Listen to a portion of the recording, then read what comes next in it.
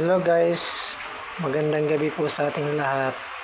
Ngayon po guys ay ituturo ko po sa inyo po kung paano po tayo magbayad po ng bills sa Atome po. Punta lang po tayo dito sa home guys. Pag once na andito na po tayo sa home, pindutin na po natin dito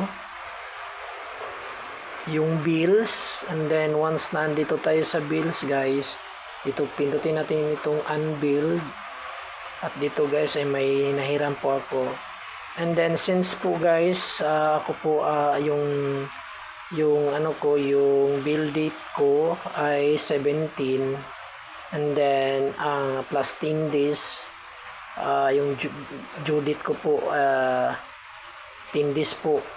And then after po 17 guys, dito na po natin makikita. Sa pagka ngayon kasi guys, hindi pa natin makikita po yung split, kung paano po i-split ang payment po into monthly.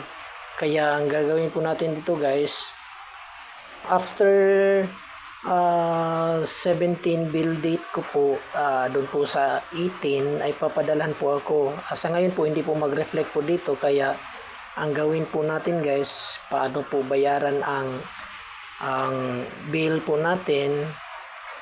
Dito po piliin lang po natin ang methods po, ay piliin po natin ang dito po guys, add methods card.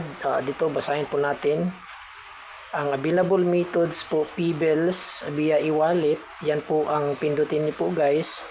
Once po na napindot natin po yung P-bills guys via e-wallet, ito lang po guys, pindutin natin ito, and then dito po amount, dito P-bills, yan po ang amount ko po na babayaran is 10,000.